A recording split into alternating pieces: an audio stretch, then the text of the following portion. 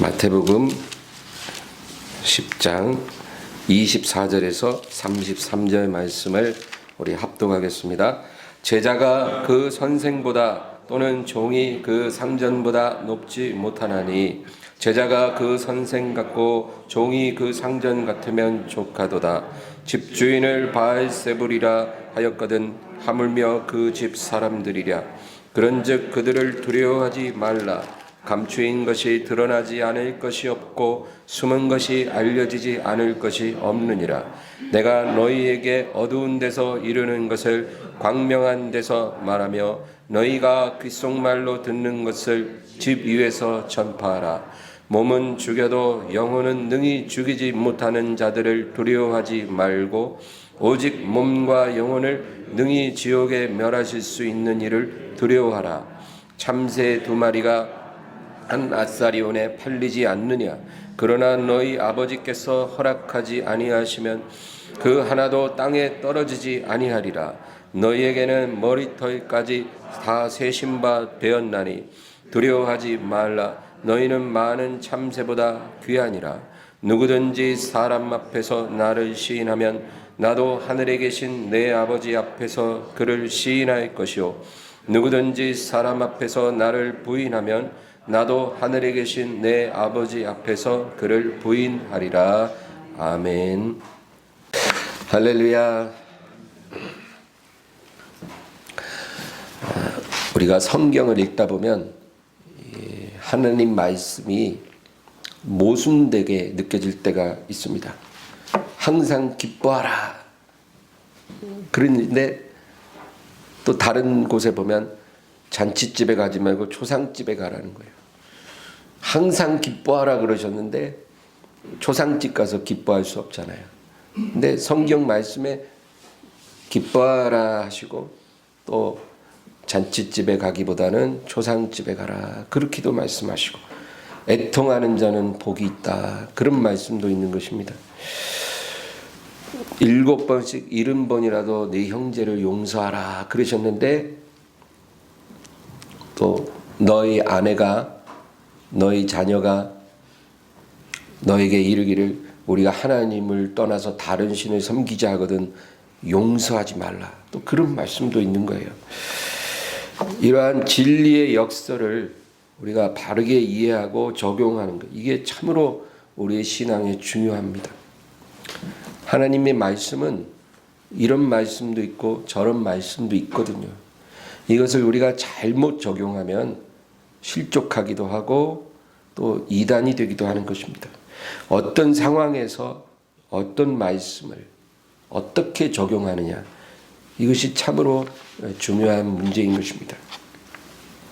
우리의 순결한 신앙을 타협하지 않으면서 또 하나님의 이름을 욕되게 하지 않는 그런 지혜가 필요한 거죠.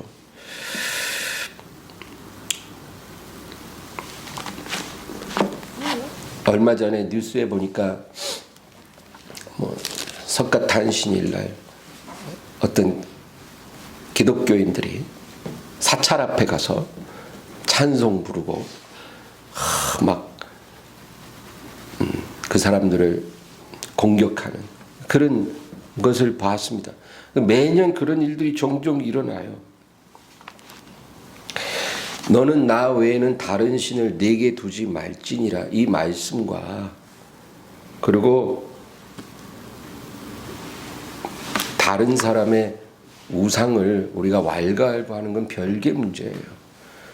하나님이 우리 안에 다른 신을 두지 말라 그러셨지, 저기 사찰에 가서 그 사람들 믿는 우상에 대해서 우리가 왈가왈부하고 그럴 필요는 없다는 거죠. 예. 우리가 말씀을 너무 오버하는 경우가 많은 것입니다. 성경에 하나님께서 그 백성들에게 두려워하지 말라 그런 말씀이 정말 수도 없이 나와요. 두려워하지 말라. 네. 그래서 하나님이 모세에게 두려워 말라. 애굽으로 가는 걸 두려워했거든요. 내가 누구 가는데 가겠습니까? 두려워 말라. 내가 너와 함께 하리라. 여호수아에게도 두려워 말라. 가나안 땅에 들어가면 아낙 자손 네필림이 있어요. 키가 3m, 5m 이런 거인들이 고대에는 존재했다고 성경이 기록하고 있거든요. 지금은 사라졌으나 그때에는 그런 거인들이 있었어요. 그런 거인들이 뭐 콩나물같이 그냥 그런 게 아니라 골리앗같이 그냥 근육질에 키가 3m, 5m 이러면 어떻게 싸워서 이기겠어요. 근데 두려워하지 말라. 너는 마음을 강하게 하고 담대히 하라. 그런 말씀하시고, 다윗이 사울에게 쫓겨 굴에 있을 때도 두려워 말라. 바울 사도가 복음 전할 때도 두려워 말라. 고린도에 갔는데 하나님께서 환상 가운데 바울에게 너는 두려워하지 말고 잠잠하지 말고 하나님 말씀을 증거하라. 그러셨어요. 네. 그 고린도라는 도시에 우상이 가득한 거예요. 정말로 복음이 뿌려질 그런 여지가 없어 보인 하나님이 두려워 말고 잠잠하지 말고 복음을 전하라. 네. 그렇다고 무슨 신전에 가서 전한 게 아니라 시장이나 사거리에 가서 광장에 가서 복음을 전했다 그 얘기예요. 그리고 태풍을 만나 배가 표류할 때 하나님이 또 바울에게 말씀하셔요. 두려워하지 말라. 생명에는 손상이 없고 다만 배와 화물만 피해를 볼 것이며 내가 이 배에 있는 사람들을 너에게 다 주었노라. 하나님 말씀하시고 성경에는 두려워 말라는 말씀 엄청 많이 나와요. 그게 뭐예요? 사람 두려워하지 말고 상황 두려워하지 말고 하나님만 신뢰하라. 그 얘기죠. 오늘 우리가 읽은 본문에도 2번씩이나 두려워 말라 말씀이 나오죠. 몸을 죽여도 영혼을 능히 죽일 수 없는 자들을 두려워하지 말라. 예. 여러분, 이 세상은 우리의 소유를 빼앗아 갈 수 있어요. 우리의 재산, 우리의 명예, 심지어는 우리의 목숨도 빼앗길 수 있어요. 그러나 너의 영혼을 빼앗을 수 없는 자들, 너의 믿음을 빼앗을 수 없는 자들을 두려워하지 말라. 우리 하나님께서 말씀하신 거예요. 두려워하지 말라는 거예요. 뭐 좀 뺏길까 봐 두려워하지 말라는 거예요. 여러분, 코로나가 우리에게 많은 것을 뺏어갈 수 있어요. 그렇죠? 사업하는 분들 재산의 손실이 크잖아요. 그리고 우리가 뭐 많은 걸 빼앗겼어요. 마스크 다 쓰고 편안히 숨 쉴 그런 권리를 우리가 빼앗겼잖아요. 어디 가나 마스크 안 쓰면 안 돼요. 또 우리가 자유롭게 모여 하나님을 예배할 수 있는 그런 권리도 빼앗겼어요. 딱 정해진 숫자 거리두기 하고 그리고 뭐 제약이 많아요. 그러나 우리가 기도할 수 있는 권리를 빼앗기진 않아요. 어떤 상황에서도 우리는 기도할 수 있다는 거예요. 우리가 기도할 수 있는 것까지 코로나가 빼앗지 못해요. 기도할 수 있습니다. 마스크 써도 기도할 수 있고 모이지 못해도 기도할 수 있어요. 하나님 말씀을 먹을 수 있고 어떤 모양으로든지 예배할 수 있다는 거죠. 교회에서든 집에서든 골방에서든 들에서든 우리가 하나님을 예배하려고만 하면 예배할 수 있다라는 거죠. 우리가 빼앗긴 것도 있으나 절대로 코로나가 이 세상이 우리에게 빼앗을 수 없는 것도 있다라는 거죠. 우리에게 가장 중요한 것은 절대로 터치할 수 없다는 거예요. 두려워하지 말라. 욥기에 그 이야기가 다 나오잖아요. 사탄이 와서 욥의 재산 다 빼앗았어요. 욥의 자녀도 빼앗았어요. 그리고 욥의 건강까지 빼앗았어요. 그래서 깨진 기와장으로 몸에 가려운 걸 막 긁으면서 주저앉아 있는 거예요. 욥은 정말 모든 걸 다 빼앗겼다는 거죠. 그러나 한 가지 빼앗기지 않은 게 있어요. 하나님을 예배할 수 있는 자유를 빼앗기진 않았어요.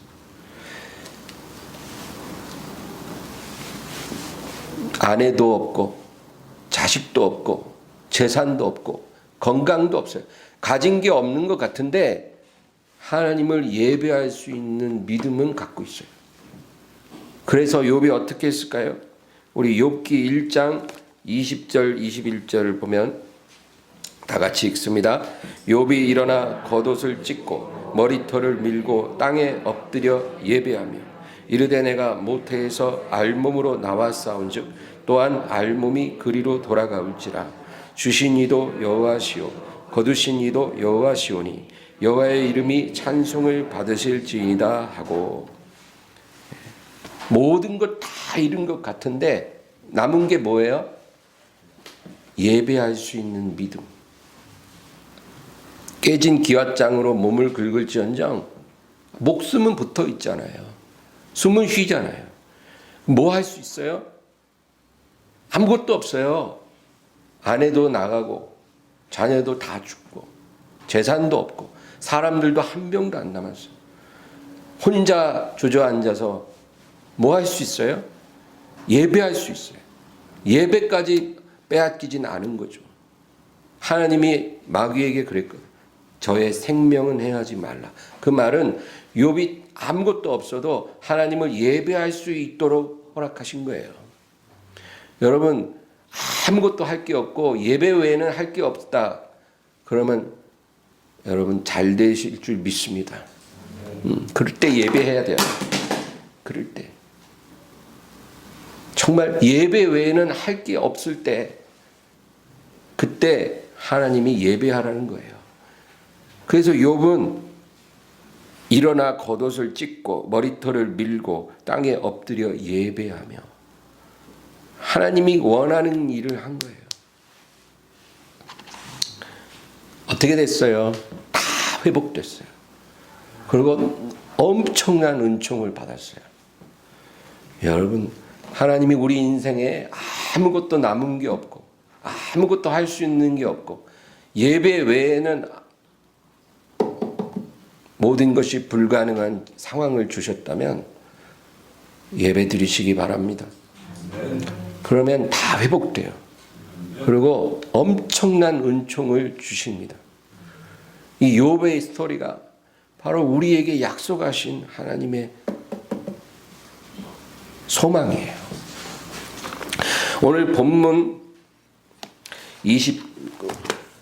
중에 29절에서 31절까지 우리 다 같이 읽겠습니다.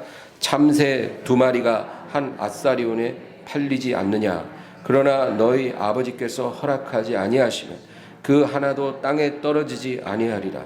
너희에게는 머리털까지 다 세신 바 되었나니 두려워하지 말라. 너희는 많은 참새보다 귀하니라. 아멘. 참새 2마리가 동전 한 입에 팔린다는 거예요. 시장에서. 여러분 얼마나 하찮은 가치입니까? 네? 그 참새도 살아있는 생명인데 한 마리도 아니고 2마리가 동전 한 입이에요. 정말 하찮은 존재죠. 근데 이런 참새일지라도 하나님이 허락하지 않으면 죽지 않는다는 거예요. 하나님이 어떤 대단한 것들만 주관하시는 게 아니고 이런 하찮은 미물도 하나님이 다 주관하고 있다라는 거예요. 너희는 머리털까지 이미 세신 바 되었다. 그러므로 두려워하지 말라. 두려워 말라. 너희는 많은 참새보다 귀하니라. 할렐루야. 여러분 지구상에 있는 참새 다 합쳐도 우리 한 사람 같이만 못하다는 거예요. 그런데 하나님께서 우리와 함께 계신다면 우리가 두려워할 이유가 없다는 거죠. 성경에는 두려워하지 말라는 말씀도 많이 나오지만 두려워하라라는 말씀도 아주 자주 나옵니다. 두려워하라. 오늘 본문 말씀 28절을 다 같이 읽겠습니다. 몸은 죽여도 영혼은 능히 죽이지 못하는 자들을 두려워하지 말고 오직 몸과 영혼을 능히 지옥에 멸하실 수 있는 이를 두려워하라. 우리가 정말 두려워해야 될 대상이 누구냐? 바로 우리의 운명을 결정하시는 분이라는 거예요. 여러분, 두려움 자체가 나쁜 거 아니에요. 두려움 그러면 우리가 나쁘다고 생각하는데 성경을 보면 두려움 자체가 나쁜 게 아니라 그것도 하나님이 주신 감정인데 올바른 대상에게 사용되어지면 좋다는 거예요. 우리가 두려워할 자를 두려워할 줄 알아야죠.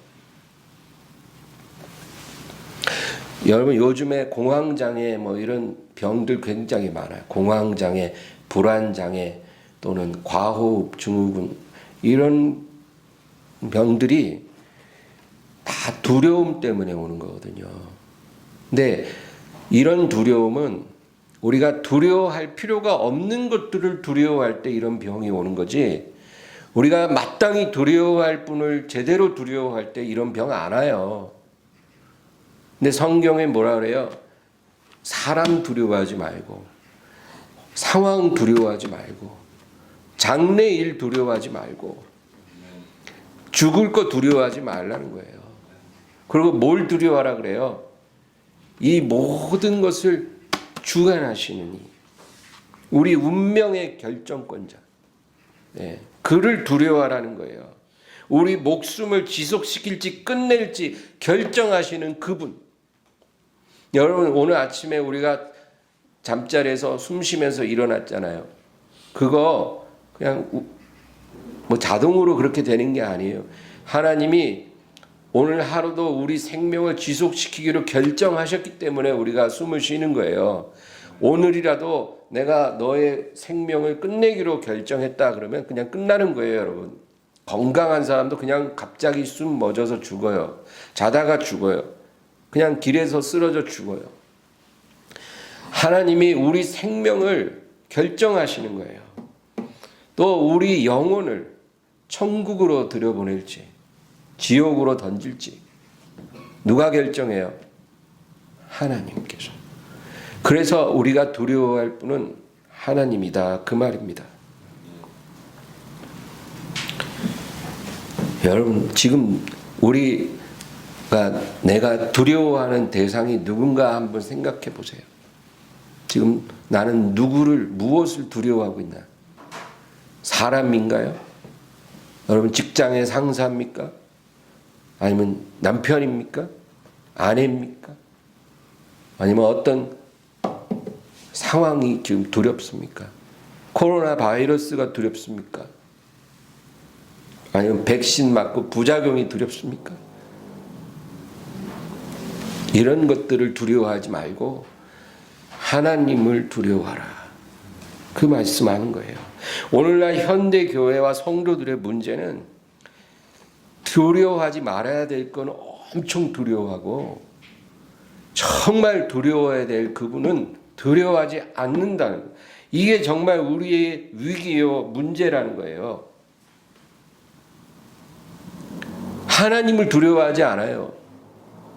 우리 일 볼 것 다 보고 할 것 다 하고 그리고 남는 시간을 하나님께 드릴 수 있다라고 우리가 생각하고 산다는 거예요. 정말 하나님이 그런 분인가요?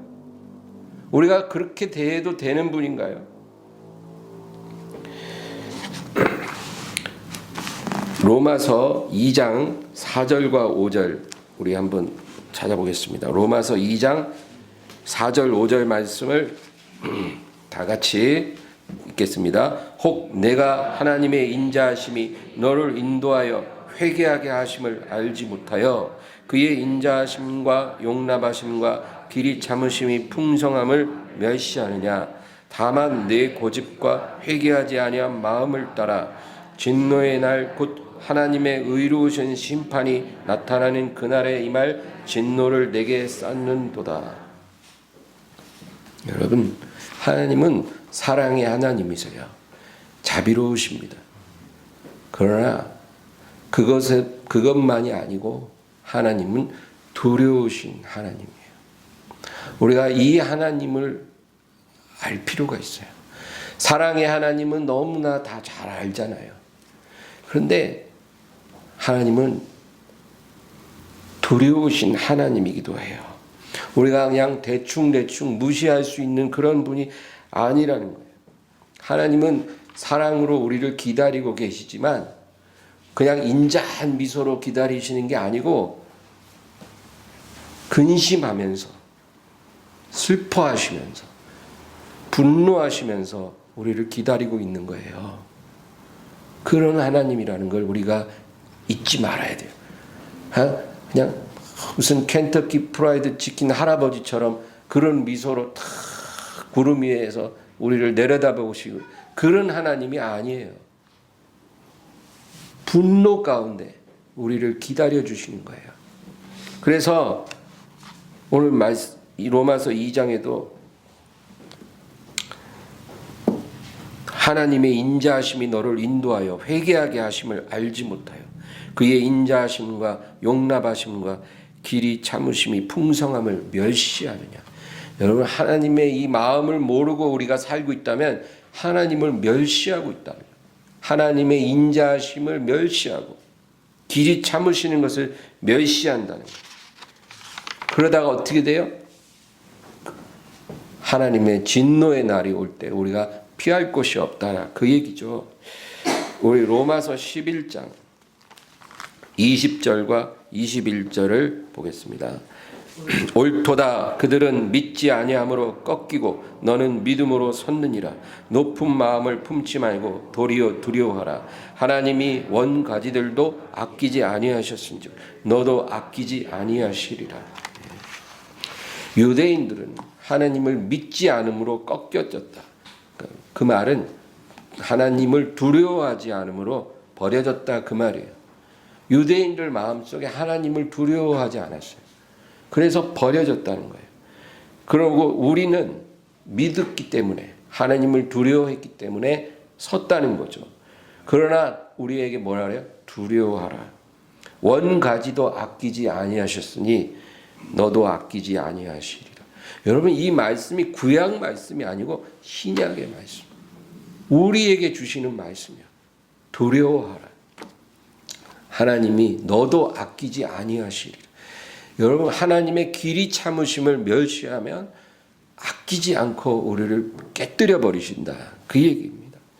그래서 우리가 하나님을 섬길 때 이 하나님의 두 가지 성품을 항상 기억해요.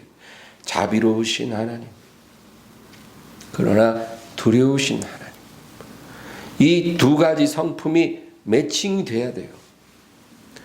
그래서 우리가 하나님을 기쁨과 두려움으로 섬겨야 돼요. 여러분, 이게 하나님을 바르게 믿는 거예요. 그냥 벌벌벌 떨면서 눈도 못 뜨는 그런 두려움이 아니고 하나님의 사랑 앞에 우리가 감사드리나, 그러나 우리가 함부로 대하여서는 결코 그래서는 안 되는 그런 거룩하시고 두려우신 하나님이라는 것을 알아야 합니다. 오늘 본문으로 다시 돌아가서 32절, 33절 우리 다 같이 읽겠습니다. 누구든지 사람 앞에서 나를 시인하면 나도 하늘에 계신 내 아버지 앞에서 그를 시인할 것이고 누구든지 사람 앞에서 나를 부인하면 나도 하늘에 계신 내 아버지 앞에서 그를 부인하리라. 아멘. 이게 사실은 오늘 결론이에요. 여러분, 우리가 하나님을 정말 두려워할 때 우리가 어떻게 살아야 하느냐, 주님이 결론적으로 말씀하시는 게 하나님을 시인하라. 예수 그리스도를 시인하면 나도 하나님 아버지 앞에서 너를 시인할 것이고 네가 사람들 앞에서 나를 부인하면 나도 너를 부인하게 될 것이다. 여러분, 어떤 사람들은 이런 말을 해요. 우리가 성공해야 하나님이 우리를 통해 영광을 받으신다는 거예요. 예수 믿는 사람들이 잘 나가고 잘 되고 성공해야 남보다 더 좋은 집 살고 더 좋은 자동차 타고 뭔가 높은 지위에 올라가고 성공해야 사람들이 보고 우리 하나님께 영광을 돌릴 수 있다. 그렇게 말을 하는 사람들이 있어요. 그런데 제가 그것을 지지하는 성경을 한 구절도 찾을 수가 없어요. 그거는 하나님이 원하시는 게 아니에요. 성공하지 말라는 게 아니라 성공하고 안 하고가 하나님의 영광과 직접적인 관계가 없다는 거예요. 그러면 하나님이 우리에게 원하시는 게 뭐냐? 우리가 이 세상에서 정말 가장 중요하게 여겨야 될 일이 뭐냐? 어떤 상황에서든지 예수님을 시인하는 거예요. 어떤 상황에서든지 시인하는 거예요. 욥이 다 잃어버리고 하나님 앞에 예배를 드린 것처럼 뭔가 내가 원하는 게 이루어져서 하나님을 시인하는, 예수님을 시인하는 것뿐만 아니라 내가 원하는 것이 좌절됐을 때도 예수님을 시인하고, 정말 내가 너무나 외롭고 고통스러운 상황에 처했을 때도 예수님을 시인하는, 그것이 하나님이 우리에게 원하시는 일이라는 거예요. 우리가 예수님을 시인하는 방법은 두 가지. 입술로 시인하는 게 있고 우리의 행동으로 시인하는 것이 있어요. 이 두 가지가 다 중요하지만 더 중요한 것, 성경이 우리에게 중요하게 얘기하시는 게 뭐냐면 행동으로 시인하는 거예요. 여러분, 입술로 시인하는 것도 물론 필요해요. 우리가 사람들 앞에 있을 때 너희 종교가 무엇이냐? 기독교입니다.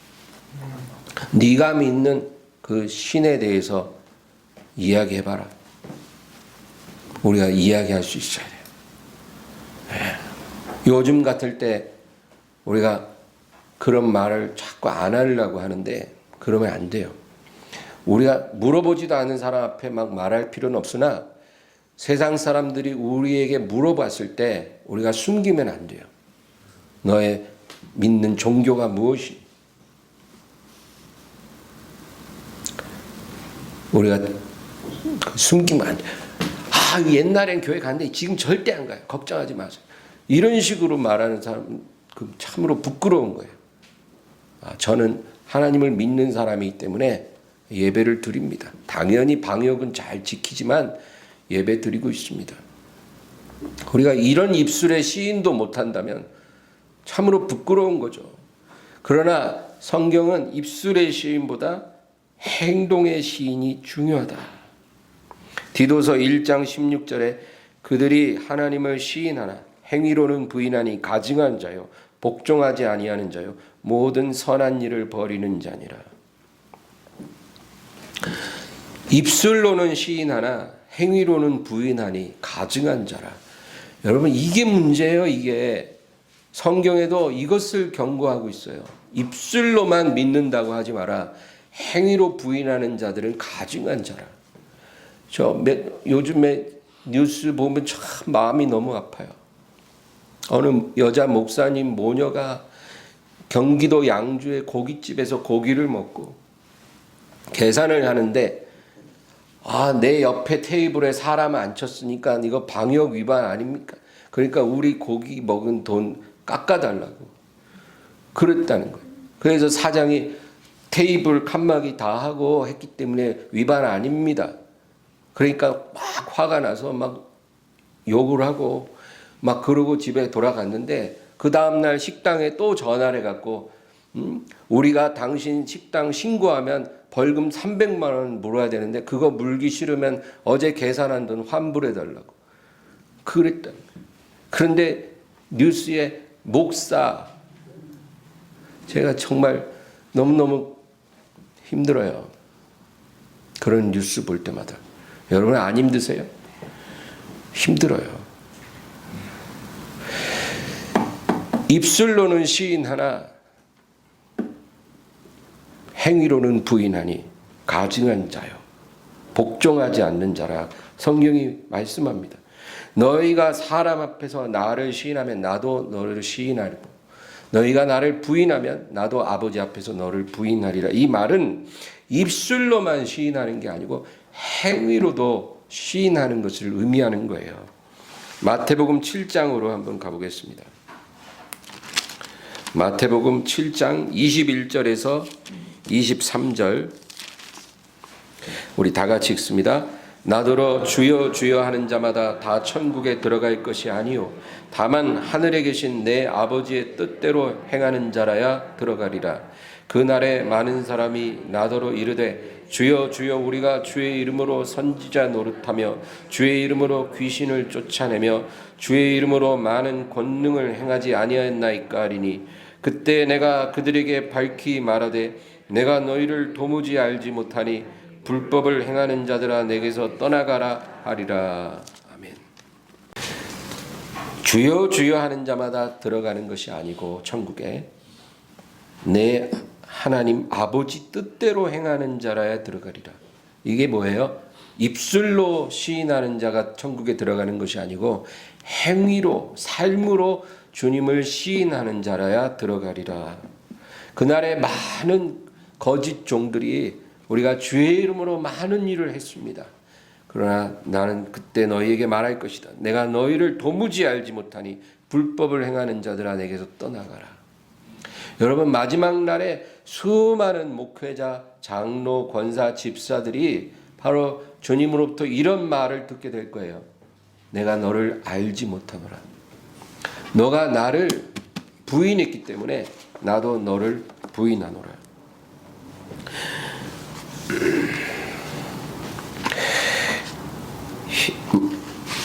마지막으로 하나만 더 말씀을 찾아보고 마치겠습니다. 히브리서 12장이에요.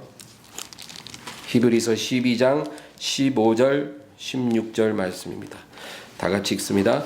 너희는 하나님의 은혜에 이르지 못하는 자가 없도록 하고 또 쓴뿌리가 나서 괴롭게 하여 많은 사람이 이로 말미암아 더럽게 되지 않게 하며 음행하는 자와 혹 한 그릇 음식을 위하여 장자의 명분을 판 에서와 같이 망령된 자가 없도록 살피라. 교회 안에 이런 사람들이 있을 것을 말해줘요.